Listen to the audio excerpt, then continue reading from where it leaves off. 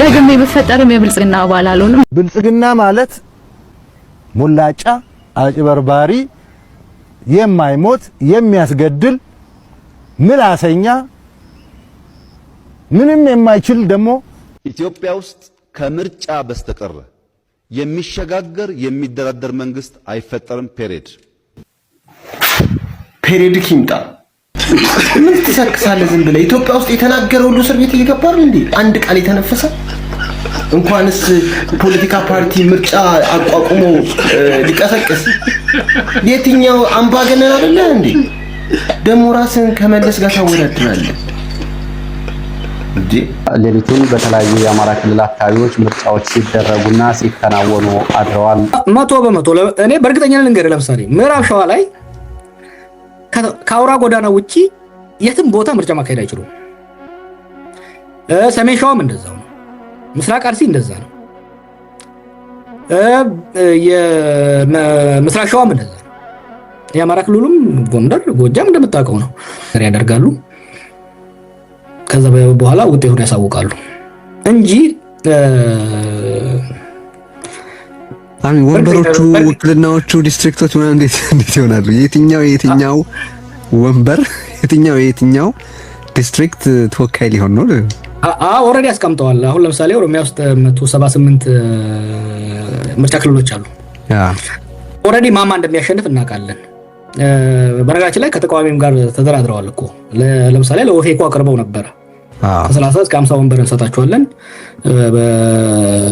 በገንዘብ ድጋፍ እናደርጋለን ሲባል ወንበር እኮ ህዝብ እንጂ እናንተ አይደለም ተብለው ነው የተመለሱት። ከሌሎች ተቃዋሚዎችም ጋር ኦሬዲ ከተቃዋሚ ማን እንደሚገባ ይታወቃል። አማራ ክልልም ኦሮሚያም ላይ ያለቀ ምርጫ ሳይካሄድ ምርጫውን ያሸንፋል ነው የምትለኝ? ሊስት ላደርግልህ እችላለሁ እነማ ፓርላማ ውስጥ እንደሚገቡ ኦሬዲ ሊስቱ አለኝ። አልቋል ተሰርቶ በብልጽግና ቢሮ በጠቅላይ ሚኒስትሩ ቢሮ ተሰርቶ ቢሮ ደርሶ ሰዎች የማይወዳደሩበት ሰሞኑን ኢትዮጵያ ኢንሳይደር መሰለኝ ገዩ ፓርቲ የማይወዳደርባቸው ቦታዎች አሉ የተሰጡ። አሁን እነሱ የአማራ ክልልና የአዲስ አበባ ብቻ ነው ያስቀመጡት። ኦሮሚያም ላይ ደቡብም ላይ ምን ያህል ተቃዋሚ እንደሚገባ ምን ያህል የግል እንደሚገባ ተወስኗል። አሁን ኢንተርኔት ላይ አንዳንዴ እጮችና ያለው ይሄን ፓርቲ ወክለው ብዙዎቹን የደህንነት አባል እንደሆኑ ማቃቸው የገዩ ፓርቲ አባል እንደሆኑ ማቃቸው በግል ማቃቸው ልጆች የተቃዋሚ ተወክለው ገብተዋል። ስለዚህ ከተቃዋሚም ማን እንደሚገባ ኦሬዲ ድርድር ተደርጎ ነው። ይሄ ብልጽግና ብቻ መኮንን አይደለም የሚያስፈልገው። ከተቃዋሚ ማን እንደሚገባ አይደለም ስንት ወንበር ተቃዋሚው ለምሳሌ ኤ የሚባል ወይም ሀ ወይ ለ የሚባል ተቃዋሚ ስንት ወንበር እንዲያገኝ ብቻ አይደለም የተወሰነው፣ ከዛ ተቃዋሚ ውስጥ መግባት እንዳለበትም ብልጽግና ወስኗል ኦሬዲ። ሶ ምን ይሆናል መሰለ ኦሮሚያና አማራ ላይና ሌላም ላይ የምርጫው ቀን ይኖራል። በወረዳ ከተማ ላይ በተወሰነ ሴኩሪቲ ይዘህ ምርጫ እንድትካሄድ ታደርጋለህ። ገጠር ይዶን ቦዘር ወዝት ከዛ ቴሪና ጃዋር ተመርጠዋል ብለህ የፓርላማ አባል ሆነው ይወጣሉ። ምርጫው ፕራክቲካሊ ባልተካሄደበት ቦታ ላይም ምርጫ ያልተካሄደባቸውን ቦታዎች የሚወክሉ ሰዎች አዘጋጅተዋል። እኮ ዜና እኮ ነው በነገራችን ላይ 100% እኔ በእርግጠኛ ልንገርህ፣ ለምሳሌ ምዕራብ ሸዋ ላይ ከአውራ ጎዳና ውጪ የትም ቦታ ምርጫ ማካሄድ አይችሉም። ሰሜን ሸዋም እንደዛው ነው። ምስራቅ አርሲ እንደዛ ነው። የምስራቅ ሸዋም እንደዛ ነው። የአማራ ክልሉም ጎንደር፣ ጎጃም እንደምታውቀው ነው። ቁጭ ብለው ይሄንን ገመገሙ። ሰዎች ይንቋቸዋል። እነኚህን የኢህአዴግ ልጆች ሰዎች ይንቋቸዋል። በኢህአዴግ ጊዜ የነበረውን ማጭበርበርና ሸር እነኚህ በእጥፍ ነው ዘመናዊ አድርገውታል። በኤአይ ነው እየሰሩት ያሉት ታውቃለህ። እና ምን ብለው ወሰኑ እንዴ? ድሮ ስታሊን ያለው ነገር አለ አይደለም? በስታሊን ጊዜ እኮ ምርጫ ምንድነው ሰው ይመርጣል፣ ቆጣሪ ነው አንተ ብትቆጣጠረው። it's not who votes who matters is who counts አይደል ያለው ስታሊን። እነኚህ እንደዛ አይደለም ያሉት። ኖ ምርጫ እኮ መደረግም ግዴታ ተደረገ መባል እንጂ ያለበት መደረግ ግዴታ አይደለም ብለው ደምድመውታል። ይሄ እኮ አዲስ ደረጃ እኮ አዲስ ክብረ ወሰን እኮ ነው። ወደ ምንም ገና ብዙ ታያለ ተገናው ይላል የያስኩት መረጃ። ሌሊቱን በተለያዩ የአማራ ክልል አካባቢዎች ምርጫዎች ሲደረጉና ሲከናወኑ አድረዋል የሚል መረጃ ነው። ይሄ ለብዙዎቻችሁ አስገራሚ መረጃ ሊሆንም ላይሆንም ይችላል። ምክንያቱም ምርጫውን በተመለከተ ያለው ድምዳሜ ቀድሞ ስለሚታወቅ ምርጫን በተመለከተ እንግዲህ እየወጡ ካሉ አዳዲስ መረጃዎች መካከል ምርጫ በተለያዩ አካባቢዎች ዛሬ እየተደረገ መሆኑና ሌሊቱን ብዙ አካባቢዎች ምርጫ ኮረጆዎች ተሞልተው ማደራቸውን የወጡ መረጃዎች ያሳያሉ። ዛሬ ሌሊቱን ምርጫ እየተካሄደ እንዳደረ የገለጹት የመረጃ ምንጮች ጉዳዩ ምርጫ ሊባል አይችልም፣ በጥበቃዎች፣ በሚሊሻ፣ በወታደሮች በከበባ በማድረግ በአንዳንድ ተቋማት የምርጫ ኮረጆዎች በሚሊሻዎች ሲሞሉ ነው ያደሩት ብለዋል። ይህንን በተመለከተ ደቡብ ጎንደር አካባቢ 4 ወረዳዎች እንዲሁም ደግሞ ምዕራብ ጎጃም 3 ወረዳዎች አቸፈርን ጨምሮ እንደዚሁ በደንቢያ የተለያዩ አካባቢዎች እንደዚሁ ደግሞ ምዕራብ ወሎ እና ሰሜን ወሎ የወጡ መረጃዎች የሚያሳያሉ። ከ17 ወረዳዎች የመጣው መረጃ ይህንን ያሳያል። ዛሬ በ17 ወረዳዎች በሚገኙ አካባቢዎች ሌሊቱን የሚሊሻ አባላት የምርጫ ኮረጆዎችን ሲሞሉ ነው እያደሩት።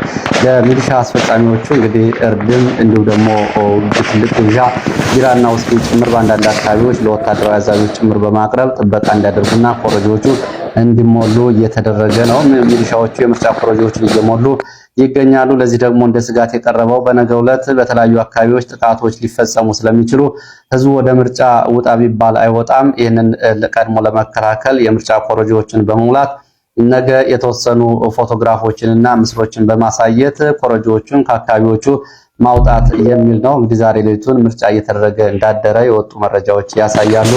ይህንን የምትከታተሉ አድማጭ ተመልካቾች ወደ የአካባቢዎቹ ደውላችሁ መረጃዎችን ልታረጋግጡ ትችላላችሁ። ወደ ጎንደር አብይ ከመምጣቱ በፊት እኮ የኛ ቁጥር 1 ጠላት ድህነት ነው የነበረው። በጣም እንጸየፈው ማለት ነው። እያንዳንዱ ኢትዮጵያዊ ራዕይ ነበረው፣ ተስፋ ነበረው። ተስፋን የሚቀማ መንግስት ነው ያመጣው። በማበድ ምክንያት፣ ባለማስተዋል ምክንያት። ዛሬ ከዚህ እብደቴ መንቃት አለብኝ ብለህ ካሰብ አትጠራጠር፣ አገርህን ስራ ማድረግ ትችላለህ። ትናንት ከተሳሳትከው የተሳሳተ መንገድ ልክ አልነበርኩም ብለህ ራስን የቆነጠጥክ ቀን ጀግና ትሆናለህ። ለዚህ ነፍሰ በላ መንግስት ፋታ አትሰጠው። እኔ ቅድም ጸግሽ ያቀረብካቸው የመፍትሄ ሐሳቦች እድሎች አሉ። ምንድነው? እነዛ ያፈረስናቸውን ሴቶች ዞር ብለን ተመልሰን እሱን ለመገንባት መሞከር፣ ከራስ ጋር መታረቅ ማለት ነው። ስለዚህ በዩናይትድ ቅድም ጨርሰዋል። በዩናይትድ አረብ ኤሚሬትስ ጦርነት ክፈት ሲባል የሚከፍት አቁም ሲባል የሚያቆም መንግስት በእብደታችን አመጣን። ህዝቡ ራሱ ነው መጠየቅ ያለበት። ይሄን ከጠየቀ ትናንትና ህልም ራዕይ የነበረኝ ዛሬ ራዕይን የሚበላ ሰው እንዴት ፈጠርኩ ብሎ ራሱን ይጠይቅ። አትጠራጠር። ይሄን መጠየቅ ከጀመረ ከየትኛውም ህዝብ ጋር መነጋገር ይችላል። የሆነ ህዝብ ትናንት ያጠፋሁት ነገር አለ፣ ልክ ነው፣ ለበደልኩት ህዝብ ይቅርታ ጠይቆ ይገባል ካለ ይቻላል። አይቻልም? እኔ ከበደልኩ እኮ ይቅርታ ላት ይችላል። ምን ችግር አለ? ምክንያቱም ካለፈው የሚመጣው ይበልጣል። አብረን እንድንኖር ነው። እግዚአብሔር እኛ ጋር ሆኖ ነው እንጂ እኛ ጋር የደረሰ ነገር እንዴ በህይወት ቆመን መሄዳችን ራሱ አንዳንዴ ነው ይገርመኛል። ድሮን ወደ ትግራይ ስትመጣ ማርዘነብ እንዴት ዋለች እኮ ነበር የምንባለው። ዛሬ ማርዘነብ ባህር ዳር ሲዞር እኔ ጥሩ ስሜት አይሰማኝም።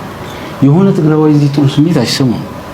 ምክንያቱም የሞተውን ወንድሜ ሌላውን ሰው በመግደል አነሳዋለሁ ብሎ የሚያስብ እብድ ትግራዋይ ስለሌለ ማለት ነው። የሆነ ህዝብ ከዚህ መማር አለበት። ትናንትና ሲደበድቡን አንድ ላይ ሆነው ዛሬ እኛ በልጆቻችን መስዋዕት ቆመን የፌደራል መንግስቱን እጁን ጠምዝዘን ፕሪቶሪያ ድረስ ወስደን ስናነጋግረው ሰላም እንዲቀበል ስናደርገው በሉ እንግዳውስ እናንተ ጋር ከተነጋገርኩ የአማራን ህዝብ አቀጣቅጡኝ ሲል አናደርገውም ያልነው ተቀጥቅጠን ምክንያት እያለን ለምን? የሰላም አባቶች ስለሆነ። እቺ ትግራይ እናት የሰላም እናት ስለሆነች፣ ይሄ ትግራይ አባት የትግራይ የሰላም አባት ስለሆነ ከሰላም እንጂ ከጥላቻ ትርፍ እንደማይገኝ በተግባር አሳይቷል። ትናንት ነው አናቱ ላይ የፈሰሰበት እኮ። ይሄ ምን ነግራችሁ ተረተረት አይደለም። እናንተ ጀርባችን ላይ የፈሰሰ ይሄ ህዝብ ግን ይሄ ሁሉ ትቶ ትውልድ ሊቀጥል ከሆነ ይቅር ባዮች ነው መሆን ያለብን። የተደረገውን ነገር መርሳት ግን የለብንም ባይነኝ እኔ እንዳንደግመው ነገር።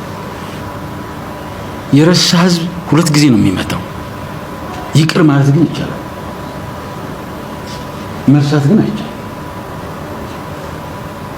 ይሄ ህዝብ ትናንት የሁሉ መከራ ደርሶበት ከአፋር ህዝብ ጋር ያለን መስተጋብር አስቡ። አብረን የታገልን አብረን አወል አርባ አንድ ዳቦ አታልፋትም ሲልህ ምን አይነት ሰው ነው ይሄ? ይሄን ትተን ግን ነው የአፋር ህዝብ ወንድማችን ነው አወል አርባ ነው እንደዛ ያለው። የአፋር ህዝብ ግን እንደዛ አይደለም ብለን ማሰባችን ብስለታችን ነው። ቁስላችንን ተሸክመን ማለት ነው። አንድ ዳቦ ባለመግባቷ ስንት ህፃናት ልጆች አይዲት ላይ ያተናቸው የትግራይ ተስፋ የሆኑ ማለት ነው። ይሄ ሁሉ ተሸክመን ግን አሁንም ስለ ሰላም ነው እኛ የምንዘምረው። ከኤርትራ ህዝብ ጋር ያ ሁሉ ነገር ተሸክመን ቅድም ጸግሽ ያልከው ማለት በዓለም በጣም የተቀጣቀጡ ሀገራት እኮ እናውቃለን። በጀርመንና በእስራኤል መካከል የነበረው ነገር እናውቃለን። ዛሬ ግን ይነጋገራሉ። ትናንት የሆነ ነገር ተፈጠረ ተብሎ የማይነጋገር ህዝብ ሊኖር አይችልም። የሌለ ታሪክ ነው። ልጆቻችን ነገ በሰላም እንዲተነፍሱ ሰላም እንድንሰጣቸው እኔና እናንተ ጋር የደረሰ ቁስል ተሸክመን ሰላምን መምረጣችን ብስለታችንን ነው የሚያሳየው።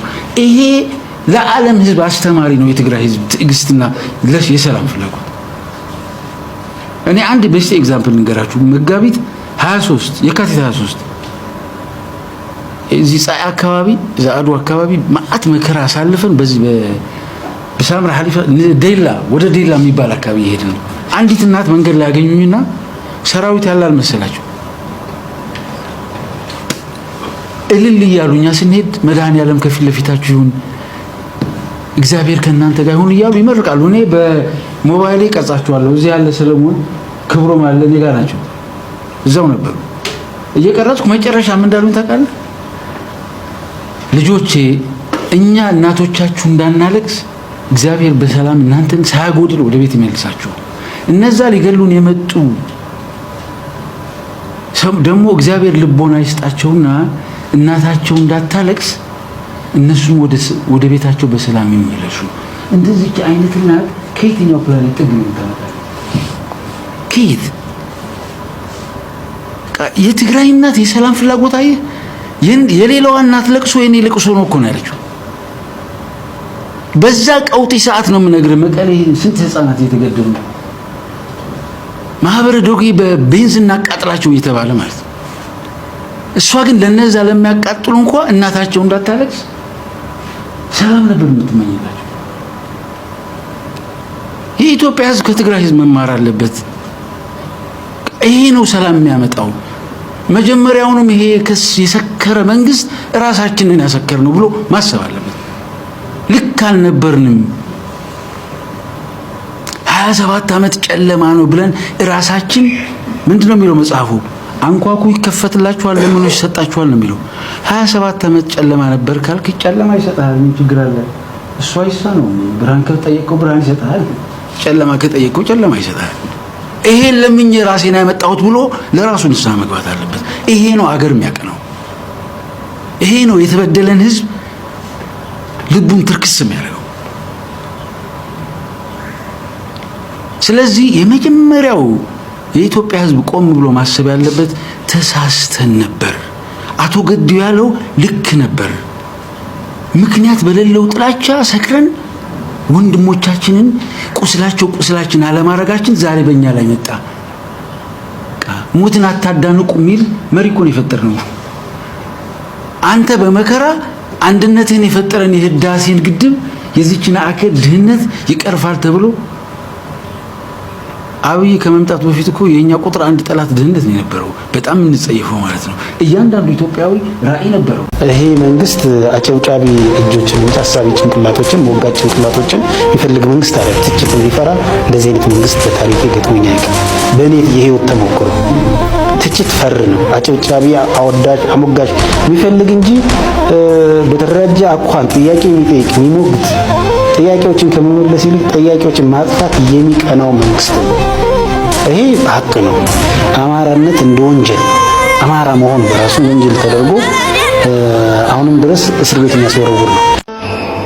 ቀሚስ ለባሽ ካድሪ ሆዱን ያመለከ ከክርስቶስ በላይ ለፓርቲ ሰበከ። እኛ ስንገደል ድምፅ ሊሆን እንኳን ማስታወቂያ ሰራ ለገዳዮች ዙፋን። በደም የበቀለ ይዘህ የስንዴ አርማ በብርሃን እምነት አትስበክ ጨለማ። ሁላችሁ ተነሱ ብልጽግና በሉ በድሮን በድሽቃ እንድትገደሉ። ሁላችሁ ጉረፉ ስጡት የምርጫ ካርድ እስር ቤት እንዲሆን ኑሯችሁ ያለ ፍርድ። ደግሜ በፈጠርም የብልጽግና አባል አልሆንም። የብልጽግናን አመለካከት ላራምድ አልችልም። ሰው እያስገደለ ያለ ብዬ ማምነውን ፓርቲ አባል ልሆን አልችልም። ከዛ ግን ባለፈ እኔ በጣም ኮንፈርት የማይሰጠኝ መንግስት አስቀምጧል ብልጽግና ነው እንትን የነበር ያስቀምጥ ለምን እንደሆነ ታውቃለህ? እኔ ደግሜ በፈጠርም የብልጽግና አባል አልሆንም። የብልጽግናን አመለካከት ላራምድ አልችልም። ይሄ ለአማራ ኢትዮጵያዊነትን መንገር ለአንበሳ ስጋ መምከር ነው። ማን ነው ይህችን ሀገር ከጊዜ ቀጥሎ የፈጠራት? ራሱ እየቀለጠ እየነደደ በገዛ ብረቱ በገዛ ነፍጡ ኢትዮጵያን ዳር ድንበር ያስከበረ ከባርነት አንቶኒዮና ጆንሰን ከመባል ያዳነ ጀግና አማራ ነው። ለአማራ ኢትዮጵያዊነትን መግለጽ መሞከር በእውነት አላዋቂ ሳሚ ነፍስ ይለቀልቃል ይባላልና የዛ አይነት እንትን ነው። ለአማራ ዶክተር አብይ አህመድ እና የትግል ጓዶቹ ሰላማዊ ሰው እየገደሉ ነው። በመግደልም ብቻ አላበቁም፣ ገሎም እያቃጠሉ ነው። ስለዚህ በጣም እንደዚች ሀገር ዜጋም በጣም ውስጤን ነክቶታል ማለት ነው። ስለዚህ ስሜት የተደበላለቀ ነው። ይሄ ነገር በአስቸኳይ የማይቆም ከሆነ አሁን ጠቅላይ ሚኒስቴሩ የሚለፉት ነገር ከንቱ ነው የሚሆነው ማለት ነው። ይሄ ምስኪን ህዝብ የሚገድል አካል አንደኛ ከዚህ ማህበረሰብም የወጣ ነው ብለህ መገመት ያስቸግራል። እና ገዳዮች ለፍርድ የማይቀርቡ ከሆነ ገዳዮች ትክክለኛውን ፍርድ የማያገኙ ከሆነ ፍቅር ብቻው ምንም አያደርግም። ለኔ ፍቅር የሚያስፈልገው በፍቅር ለሚሸነፍ ሰው ነው። እባክህ እየተባለ ንጹሃን ዜጋን የሚገድል ኃይል ካለ እንግዲህ ፈጣሪም የሱ ገደብ እንኳን አለው እኮ። ፈጣሪም ታግሶ መጨረሻ ላይ ኃጢአተኛውን ይቀጣል አይደል?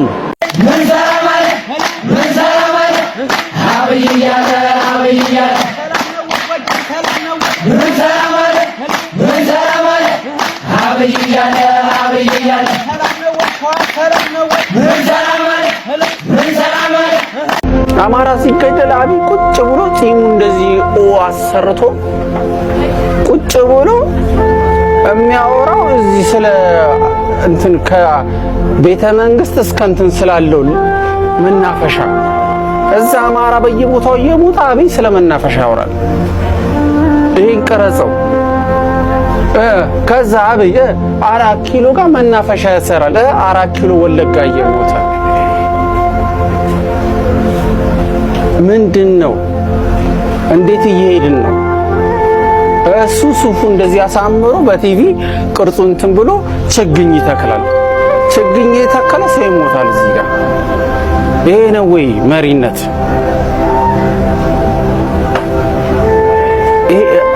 እንዴት ነው አስተዳደር? እኔ እንደ ባለሙያ እንደ አርቲስት ምናምን ሳይሆን እንደ ዜጋ ግን ያሳስባል። እንደ አርቲስት እንደ ዜጋ ያሳስባል። የሆነ ሱፍ የለበሰ ሰውዬ ሰው እየተገደለ እሱ ግን ልብሱን ለብሶ ምናምን ብሎ ችግኝ እንጦጦ ይተክላል። እንጦጦ እኮ አፄ ምኒልክ እኮ የመሰረቷት ርዕሰ መዲና ናት። እሳቸው ሲመሰረቱ ግን ሙሉ ብሔር ብሔረሰብ እኩል እየኖረ ነው። እየመዘገብሽ ስለዚህ ኢትዮጵያ የሚያስፈልጋት አንድና አንድ የሆነ ሁሉንም ብሔር ብሔረሰብ ሳይሆን ኢትዮጵያ የሆነ ሰው ተከባብሮ የሚኖርባት እንደዚህ እንጂ እዚህ ጋር ተብሎ የሆነ ብሔር ስለሆንክ ብቻ የምትገደልበት። ይሄን ግን መኑ በተጨባጭ እውነት ፋኖ ዘራፊ ነው አሟጦ የሚበላ ካምቡ ባዶ ቀርቷል ብርሃኑ ጁላ። ባለስልጣን ነኝ ባይ በየናይት ክለብ በልጃ ገረዶች ሲደረጉ ማሳጅ ጫካ ይበላዋል ስንቱን የድሃ ልጅ። አይ የድሃ ልጅ በአገር ጥቅማ ጥቅም በሁሉም ይካዳል። የሞት ሰርግ ሲኖር ቅድሚያ ካርድ ይወስዳል። ስማኝ አንተ ወጣት የጃጁ ሹመኞች አርጉ ማገዶ ምግባቸው ሲጋገር እየሄድክ አትለቅ ለእናትህ ስትል ኖር። ዛሬ እኮ ወጣቱ ትውልድ ስለ አብይ ስትናገር እያለቀሰ ነው የሚያስረዳ። መናው ልጅ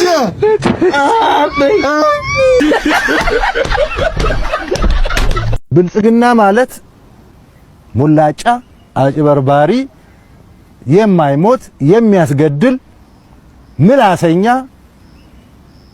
ምንም የማይችል ደግሞ ከነዚህ የኢትዮጵያ ሕዝብ መጠንቀቅ አለበት።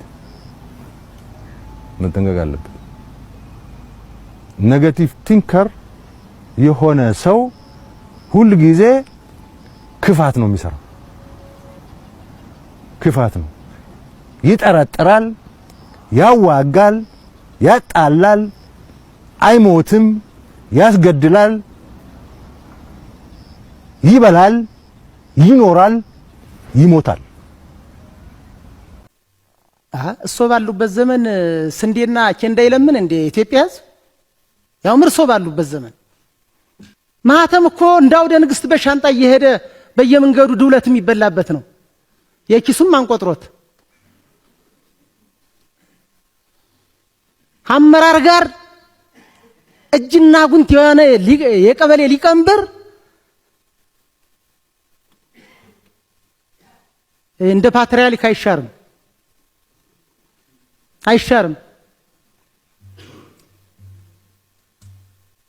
ቀበሌ ሊቀመንበር መሻር አሁን መስዋዕትነት የሚያስከፍል ሆኗል።